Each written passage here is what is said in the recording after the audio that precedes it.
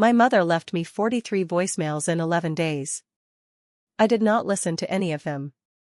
Not because I had stopped loving her, but because I had finally, after 9 years, and more money than I want to say out loud, stopped bleeding for people who had never once asked if I was okay.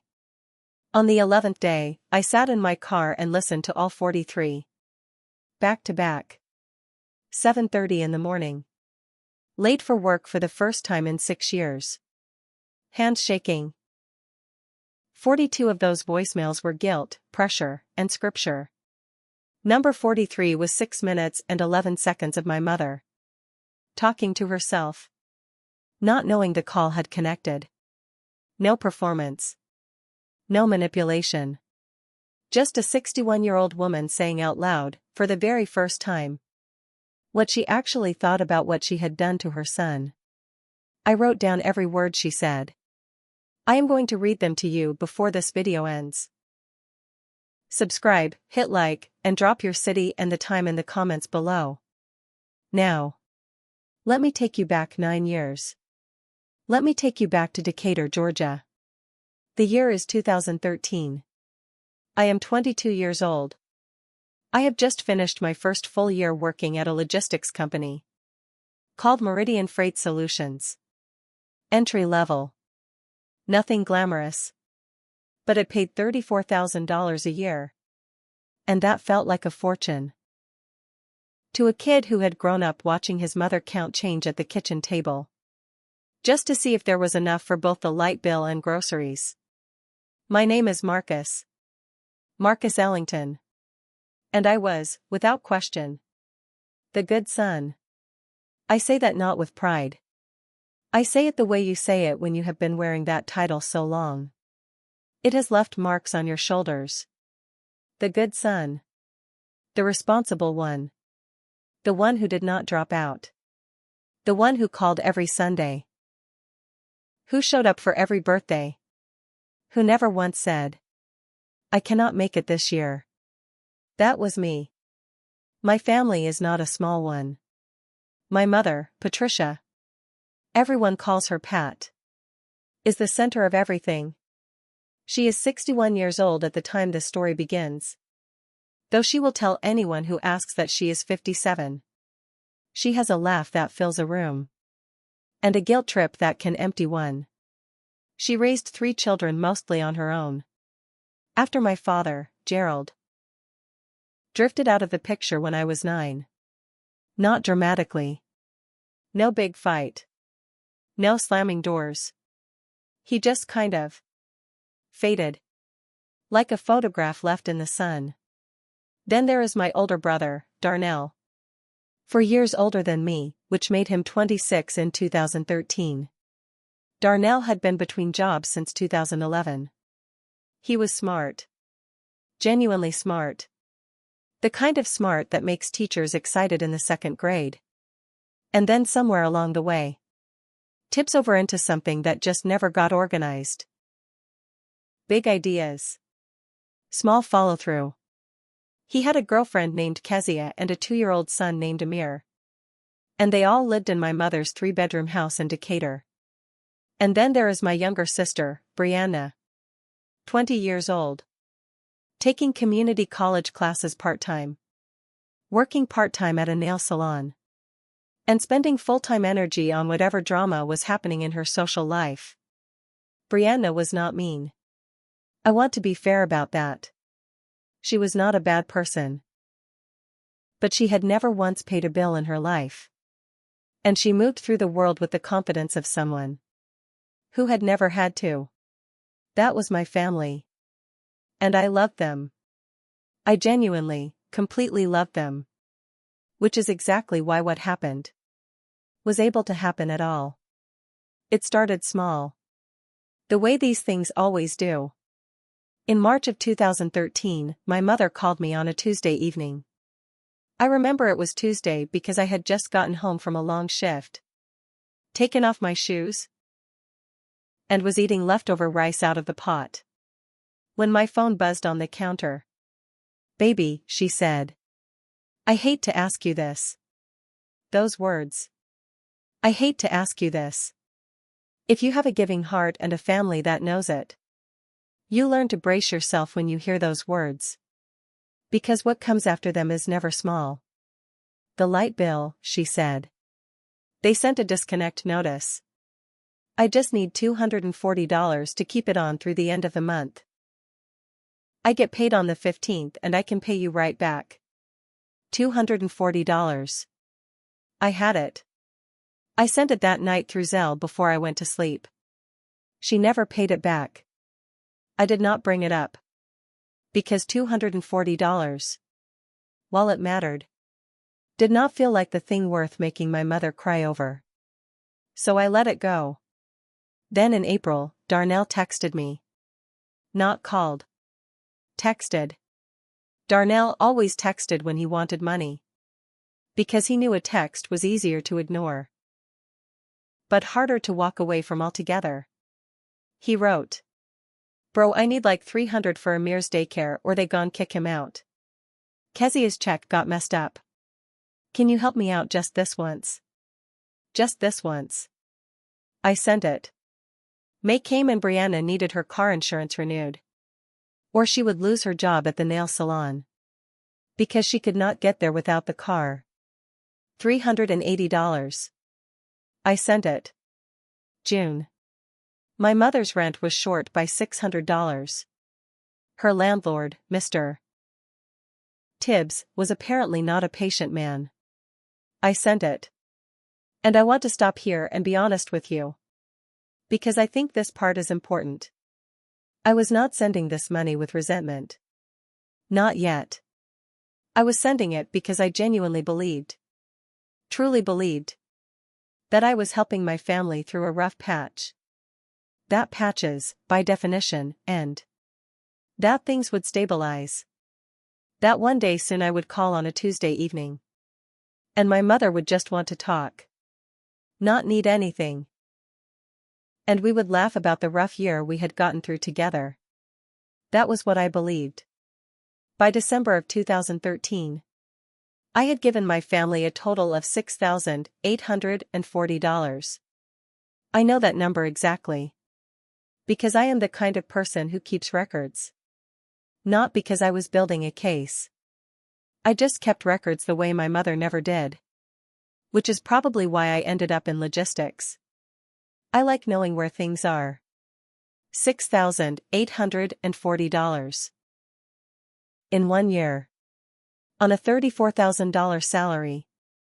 After taxes and my own rent and car payment and food. That was essentially everything I had managed to save. I had $214 in my savings account. On New Year's Eve 2013. I sat in my apartment. A one-bedroom in Clarkston, Georgia, small but mine. And I looked at that number on my banking app. And I made myself a quiet promise. Not a dramatic one. Just a quiet, personal promise. That the new year was going to be different. I was going to start saving.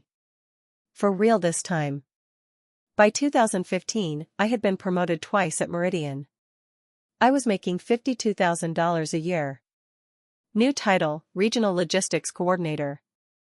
And a small team of 4 people who reported to me. I was good at my job. Genuinely good. The kind of good that gets noticed. And I had learned. Slowly, painfully. To manage the flow of money to my family. Not cut it off. I was not there yet. But manage it. Set limits. Tell my mother in January what I could and could not do for the year. She did not like it. But she adjusted. Darnell had started doing odd jobs. Some construction work, some moving help, whatever came up. He was not consistent, but he was trying. And that counted for something. Kezia had gone back to work full-time. Amir was in kindergarten. Brianna had dropped the community college classes entirely. But was now doing hair out of my mother's kitchen on weekends. And she was actually good at it. People drove across town for Brianna's braids. Things felt like they were moving. Slowly, imperfectly, but moving. I, meanwhile, had started doing something I had never done before. I started investing. Nothing extreme. I opened a Roth IRA. I put $200 a month into a low-cost index fund. I read 2 books about personal finance. Not because I wanted to be rich, but because I had spent 24 years watching money cause panic in my family. And I wanted, more than almost anything, to never feel that panic myself. By mid-2016, I had $11,000 in savings and $4,200 in my investment account. I had not told my family any of this. Not out of selfishness, but because I had noticed something. In my family, visible prosperity was an open invitation. The moment anyone knew you had something, the math in their heads changed. You became a resource. And I was not ready to be a resource again, the way I had been in 2013. So I kept my financial life quiet. My apartment was modest. My car was a 2014 Honda Civic with 60,000 miles on it. I did not wear expensive things. I did not post about vacations. To anyone looking at me from the outside, I was a guy doing okay. Not great. Just okay. This was, in hindsight, one of the smartest things I ever did. And also one of the loneliest. Because here is the thing about keeping a secret like that. It means you are always partly absent from your own family. Every time my mother complained about money, I listened, nodded, and offered what I had budgeted for the month. Every time Darnell talked about needing a break, I felt the information sitting heavy inside me. That I could help more, that I had more. And I chose not to say it. Not out of cruelty. Out of self-preservation. I had a therapist at the time. A woman named Dr. Candace Webb, who I saw twice a month in a small office on Ponce de Leon Avenue. She was the one who first used the term financial enmeshment with me. She explained that in some families, especially families that have experienced poverty together, the expectation becomes that any member who has money is obligated to share it with any member who does not. And that this expectation can function like a machine. It does not stop running just because you are tired. It does not stop because you need the money yourself. It runs because the need is real. And the love is real. And those 2 things together can grind a person down to nothing. I thought about that machine a lot. Over the next few years. If any of this sounds familiar. If you have ever been the person your family calls when something goes wrong, drop me in the comments right now. You are not alone in this. Keep watching. The year everything changed was 2019. I was 28 years old. I had been at Meridian for 6 years. And I had just been offered a significant promotion. Director of Southeast Operations. The salary jump was substantial. I would be going from $64,000 a year to $91,000. Plus a performance bonus structure. That could push my total compensation past $110,000. In a strong year. I accepted the job on a Friday afternoon. And I sat in my car in the parking deck of our Atlanta office building. And I cried. Not sad crying. The other kind. The kind that happens when you have been working towards something for so long that when it actually arrives, your body does not know what else to do with the feeling. I called my mother. I could not help it. I wanted to share it with someone. $91,000, she said. And there was a pause. And then, baby, that is wonderful. God is good. He is, I said. Another pause. Marcus, you know the roof has been leaking since August. I should have seen it coming. I really should have. I told her I would look into it. I did not commit to anything. I got off the phone and sat there for another few minutes. The joy slightly deflated. feeling that familiar weight settle back onto my shoulders. I talked to Dr. Webb about it the following week. She said something that has stayed with me. "Marcus," she said, "you have never once let yourself fully celebrate anything. Because you are always pre-grieving the moment it gets taken from you. What would it feel like to just have the good thing? Even for a day?" I did not have an answer. But I started thinking about what it would look like to build a life that was fully mine. Not cut off from my family, I was not built for that. But structured. Boundaried. A life where I helped from a place of genuine generosity, rather than obligation and fear. In January 2020, I sat down and wrote out what I could realistically give my family in a year, without compromising my own financial goals. I had a 5-year plan. I wanted to buy a house. I was actively saving for a down payment. I had $34,000 set aside by then.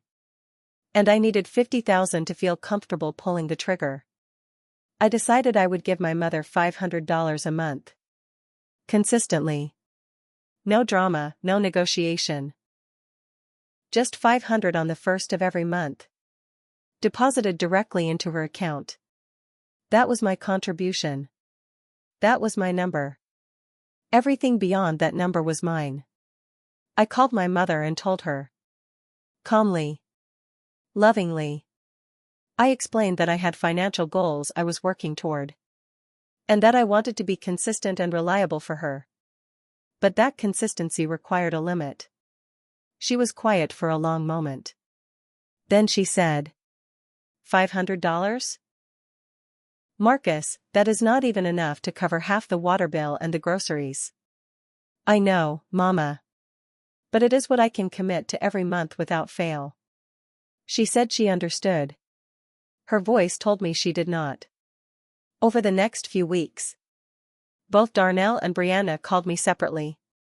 Darnell said he had heard I was doing real well now, and wanted to know if I could help him get a truck. Not buy it outright, just co-sign the loan. Brianna said she was thinking about opening her own hair studio, and needed $8,000 to cover first and last month's rent and equipment. I said no to both. Not harshly. Calmly. With explanations. With alternatives I had thought through. I told Darnell I would help him build his credit score, so he could qualify for the loan himself. I told Brianna I would sit with her and help her apply for a small business grant. There were several available for Black women entrepreneurs in Georgia. Neither of them took me up on either offer. What they did instead was go back to my mother and tell her that Marcus had changed. That money had changed me. That I was not the same person I used to be. And my mother, who I believe loved me, who I still believe loved me, started to agree with them. 2020 was already a strange, painful year for everyone. The pandemic shut the world down in March. And suddenly all the normal rhythms of life disappeared. I was working from home. My mother's church closed. Brianna's nail salon clients disappeared. Darnell's construction work dried up completely for 3 months. I increased my monthly transfer to my mother to $800. During those months. Without being asked. Because it was the right thing to do. And I had the means to do it. But something had shifted in the way my family spoke to me. Phone calls that used to end with "I love you, baby," now ended with comparisons. Kezia's cousin just bought her family a house. Darnell's friend Terrence, you remember Terrence? He paid off his mama's mortgage. I saw on Facebook that Deshaun Williams. You went to school with him, didn't you? He just took his whole family to Cancun. It was subtle. But it was relentless. And I recognized it for what it was. A campaign. Not a conscious, organized campaign. Just the natural behavior of people who feel they deserve more. And have decided the person who has it is withholding it out of selfishness. I had a conversation with Darnell in October 2020. that I still think about. He called me on a Sunday evening and he was in a good mood. Which should have been my first warning. Because Darnell in a good mood on a Sunday usually meant he needed something. And had decided charm was the right approach. Bro, he said. I've been thinking. You doing well, right? You got your job, your little savings situation. What if we went in together on something? Like a rental property. I've been watching these YouTube videos about real estate. Darnell, I said. Just listen. I have heard this pitch before, I said. Different video, same pitch. I am not investing in real estate with anyone right now. I have my own plan I am working. His tone changed. Just slightly. A degree or two cooler. Your own plan, he repeated. Right. Okay. Just remember, Marcus. None of us had nothing when we were coming up. We all made it because we looked out for each other. I give Mama $800 a month, Darnell. $800, he said. And laughed in a way that was not a laugh. $800. Okay. He hung up shortly after. I sat with that conversation for days. Because here is the thing about being told you are not doing enough. It does not matter how much you know the accusation is unfair. It still lands. It still finds the child in you who remembers counting change at the kitchen table. It still makes you wonder, in your lowest moments, if they are right. If you are being selfish. If love is supposed to have no limit. Dr. Webb helped me through that one. Selfishness, she told me, is when you take more than you need. What you are describing is keeping what you earned. Those are not the same thing. I wrote that down. I still have it. I want to pause here and ask you something. Have you ever been made to feel guilty? For having financial boundaries with people you love? Not people you do not care about. People you genuinely love. Drop a yes or no in the comments.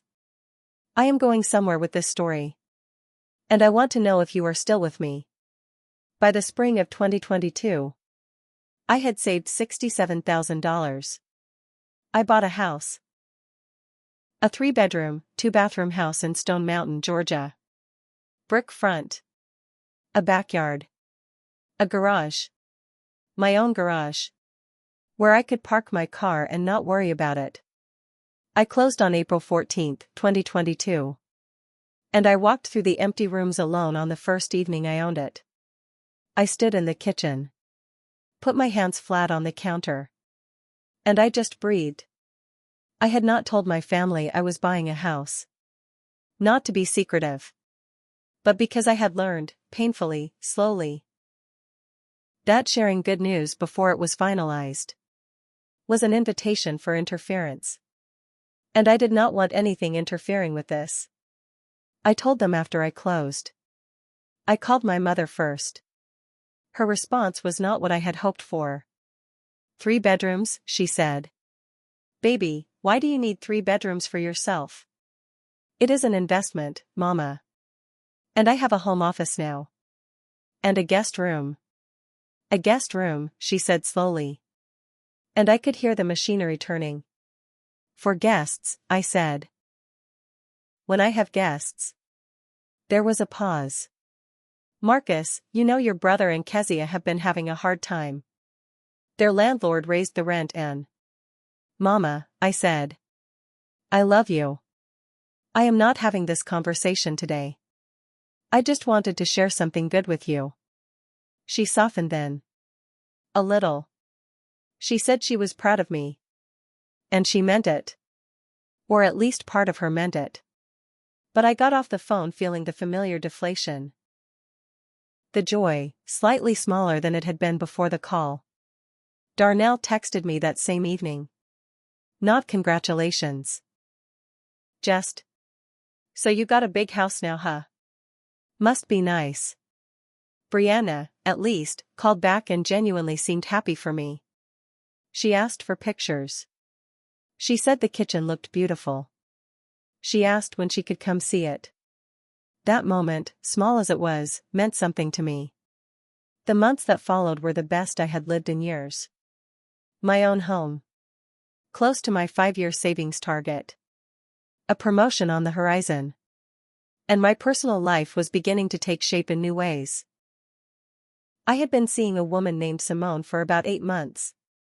And things were becoming serious. In the quiet, steady way I had always hoped for. But the calls kept coming. My mother's roof, the same one leaking since 2019, had gotten significantly worse. She needed $4,200 for repairs. I sent $1,500 and gave her the name of a nonprofit in DeKalb County that assists low-income homeowners with repair costs. She never called the nonprofit. Darnell needed money for car repairs. His transmission had gone. I said I could not help this month. I had just made my first mortgage payment. Brianna's salon dream had been revived. She needed $5,000 this time, not $8,000. She had found a cheaper space. I said no. I referred her, again, to the small business grant program. She said she did not have time for all the paperwork. Each no was followed by silence. Then a phone call from my mother. Then a conversation that circled back. How much I had. How little they had. And how family was supposed to mean something. I kept the $500 monthly transfer going to my mother. That commitment I kept. But I stopped going beyond it. And that is when the temperature changed for real. September 2022. My mother called me on a Wednesday. 9:15 in the morning. I was in a meeting, so I let it go to voicemail. And texted her that I would call back at lunch. She did not wait for lunch. She called 3 more times before noon. When I finally called her back at 12:30, sitting in my car in the parking structure, she told me she needed $7,500. $7,500. Her explanation came in pieces. The roof, yes. But also the furnace, which had stopped working. And also 2 months of back rent. Because apparently she had stopped paying rent in July and August. Her landlord was now threatening eviction. I asked why she had not paid rent in July and August. She said she had lent the money to Darnell. I sat with that for a moment. You gave your rent money to Darnell, I said. He needed it, Marcus. Amir needed school supplies and... Mama. I stopped. I breathed. I give you $500 every single month. I have given you $500 every month. For 2.5 years without missing one. That is $15,000. In addition to everything before that. I know you do, baby. And I am grateful. But right now I cannot give you $7,500. The silence that followed was different from other silences. It had a texture to it. Cannot, she said. Or will not? Both, I said. And I said it as gently as I could. Mama, I have a mortgage. I have my own expenses. I cannot keep being the solution to every financial emergency in this family. I just cannot. Your brother and sister do not have what you have. I know that. And I help where I can. But this amount, with no warning. I cannot do it. She started to cry. And those tears, even through the phone, even after everything, still hit me somewhere deep and old and complicated. But I held the line. I love you, Mama. I will help you find resources for the roof and the furnace. I will call the nonprofit again. But the $7,500, I cannot do it. We ended the call. That night, she told Darnell and Brianna what had happened. And the next morning, the voicemails began. Day 1. 4 voicemails. My mother, twice. Darnell once. Brianna once. I listened to the first one from my mother. She was not angry, she was sorrowful. Which is harder? She said she just needed me to think about it. She said she knew I was a good man. She said she raised me to look out for family. I did not listen to the rest that day. Day 2. 5 more. I kept my phone face down on my desk at work. Simone noticed I was distracted and asked what was going on. I told her the short version. She listened. And then said, very carefully, "Marcus, you do not owe them an answer. You already gave them one." I knew she was right. It still did not make the weight any lighter. Day 3. 3 voicemails. Then a text from Darnell. "Bro, you really just gone leave mama out here like that? She could lose the house. You know what that would do to her? To Amir? He grew up in that house." I read it. I did not respond. Day 4. Nothing. Silence. I thought maybe they had stopped. I actually felt a small, shameful flicker of relief. Day 5. 6 voicemails. All from my mother. I could see from the timestamps that she had called at 7 in the morning, 10, noon, 2, 4, and 8 at night. I sat in my living room that evening, and I thought about calling her back. I picked up my phone 4 times. I put it down 4 times. I texted her instead. "Mama, I love you. My answer has not changed. Please let me know if you want help finding resources for the roof and the furnace. I am here." She did not respond to the text. Days 6 through 9. The voicemails came in irregular bursts. Sometimes just 1. Sometimes 3. Darnell's messages had shifted, less sorrowful, more pointed. In one of them, he said something about how I had forgotten where I came from. Brianna's voicemails surprised me. Hers were the quietest. In the one I listened to from day 7, she just said, "Marcus, I know this is a lot. Mama is really scared. I do not know what else to say. Please just call her." That one made me feel something complicated. Because Brianna, for all her shortcomings, was not attacking me. She was just scared too. And that version of her, the scared younger sister, was someone I recognized and loved. But I could not let love become a door through which $7,500 walked out of my life and into a pattern that would never end. Day 10. 2 voicemails. Darnell and my mother. Day 11, morning. 1 voicemail. My mother.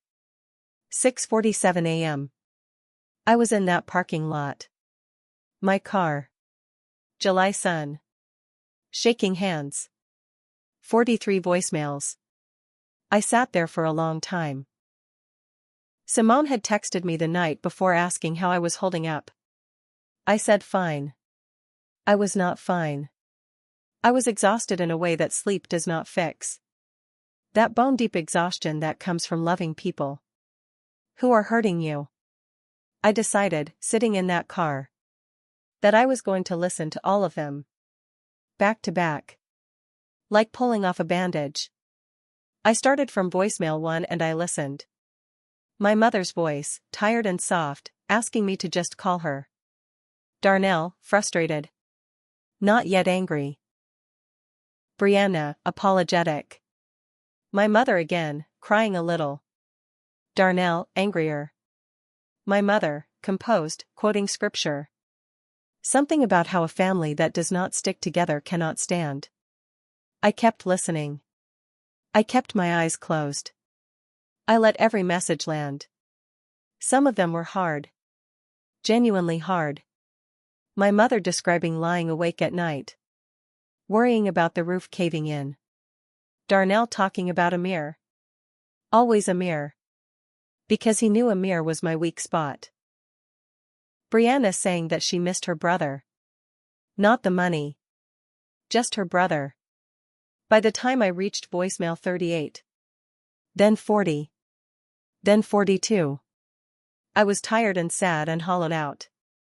And then voicemail 43. It was from my mother. Timestamped 6:47 a.m. And the first thing I noticed was that her voice was different. Not sad. Not crying. Not scripted. She sounded the way she sounds at 6 in the morning on a regular Tuesday. When she is just herself. Before she has performed anything for anyone. She did not know she was leaving a voicemail. Or maybe she did. And forgot. The way people forget. When something has been sitting inside them too long. And finally just comes out. She said. And I am going to read you exactly what she said. Because I wrote it down word for word that morning in my car. I do not know why I keep calling him. He is right, Patricia. You know he is right. You just do not want to say it out loud. Because then you have to look at what you let happen in this house. For 30 years. Darnell is 40 years old and he has never paid a bill. Brianna takes and takes and smiles and takes. And Marcus? Marcus has been carrying all of us. And I just kept letting him. Because it was easier than telling the others no. Lord, it was easier. He was always the easiest to lean on. Because he never broke. But that is not kindness. That is not motherhood. That is using your child. Because you know he will not say no. And now he is finally saying no. And I am sitting here calling him 43 times. Like he owes me something. He does not owe me this. He does not owe any of us this. And then there was a long pause. And then she said. Quietly. So quietly I had to press the phone hard against my ear. I am proud of you, Marcus. I have always been proud of you. I just did not know how to say that. Without wanting something after. And the voicemail ended. I sat in that parking lot for 45 minutes. Late for work for the first time in 6 years. I texted my manager and said I had a family emergency. He told me to take the time I needed. I did not cry immediately. I sat very still.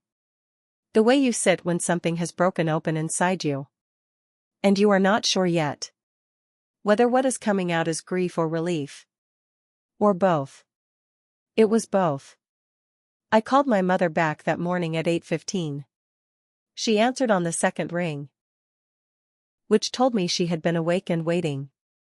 Marcus, she said. I listened to all of them, I said. Silence. Including the last one. A longer silence. And then a sound from her.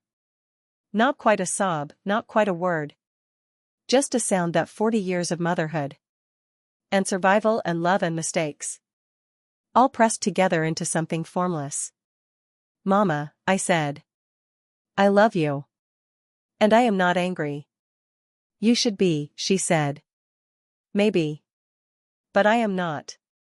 We talked for 2 hours. The longest honest conversation I had ever had with my mother in my life.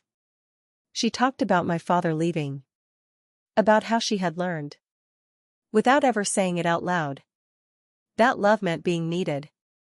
That if the people around her needed her, it meant they would not leave.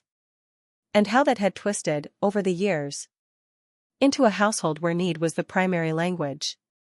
And self-sufficiency felt like abandonment. She had passed that lesson on to Darnell and Brianna.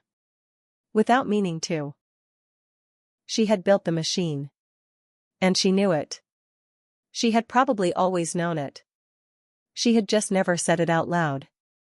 I did not write my mother a check for $7,500. But I did 3 things. First, I spent 2 evenings researching every resource I could find. For homeowners in DeKalb County. I put together a document. An actual organized document. With phone numbers, eligibility requirements. And step-by-step instructions for 3 different programs. I walked my mother through each one over the phone. She qualified for a roof repair grant through a county weatherization program and received $3,800 in assistance within 6 weeks. Second, I had a separate conversation with Darnell. Not a fight. Not a confrontation. A real conversation. The kind we had not had since we were teenagers. I told him I was not his enemy. I told him I wanted to see him build something for himself. Not because I was tired of helping, but because I knew he was capable. And I thought he deserved to feel that. He was quiet for a long time. Then he said, "I do not know how to start over at 40. And I said, "You are not starting over. You are just starting." He cried. I had not heard my brother cry since our grandmother's funeral. Third, I called Brianna and told her my offer still stood. I would help her apply for the small business grant. This time, she said yes. I sat with her at my kitchen table on a Saturday afternoon for 4 hours. And we filled out the application together. 6 months later, she was approved for $6,500. She signed a lease on a small studio space in Lithonia. She named it after our grandmother. Before I tell you how things stand today, I need to know. Are you still with me? Drop still here in the comments. If this story has moved you in any way, and if you have been the strong one, the one who gives and gives until there is nothing left, I see you. Truly. Keep watching. It is 2024 as I record this. I am 33 years old. I am still at Meridian. I was made VP of Southeast Operations in January. Simone and I got engaged in October of last year. At a small restaurant in Savannah that meant something to both of us. No audience. No performance. Just the two of us. And a question I had been sure of. For longer than I admitted. My mother's roof no longer leaks. She painted her living room last spring. A warm yellow that she has wanted for 20 years. And sent me a photo at 7 in the morning on the day she finished. No caption. Just the photo. I understood. Darnell is working full-time at a construction company now. Not a foreman yet. But working toward it. He calls me on Sundays sometimes. Not to ask for anything. Just to talk. We are figuring out what it means to be brothers. When the transactional layer is gone. And it turns out there is a lot underneath it. He is funny. He has always been funny. I had forgotten that. Brianna's studio has 12 regular clients. She is thinking about bringing on a second stylist. She calls me when something good happens. Which is new. We were never really phone call when good things happen siblings. I think we are becoming that now. And my mother. My mother and I talk every Sunday. She does not always need something. In fact, more often than not. She calls just to talk. About a show she is watching. About something funny that happened at church. About a memory of us as kids. That surfaced while she was washing dishes. She has never, not once, mentioned the 43 voicemails. And neither have I. Some things do not need to be revisited. They just need to be lived past. I still give her $500 a month. On the first. Every month. Not out of obligation. Or at least, not only out of obligation. Out of love. Which is what it was always supposed to be. The difference is that now. It actually feels that way. I want to leave you with something before I go. I spent years believing that love required sacrifice without limit. That family meant giving until it hurt. And then giving a little more. That saying no was the same as walking away. That building a life for yourself was somehow a betrayal of the people who made you. None of that was true. What was true was harder and simpler at the same time. You cannot pour from an empty account. financially or emotionally. And the people who love you most, when they are honest with themselves, do not actually want you empty. They want you full. They just do not always know how to ask for that. Instead of asking for money. The 43 voicemails were not really about the $7,500. They were about fear. They were about a family that had never learned to feel safe. Without a crisis. And without someone to solve it. They were about my mother. At 6:47 in the morning. Talking to herself.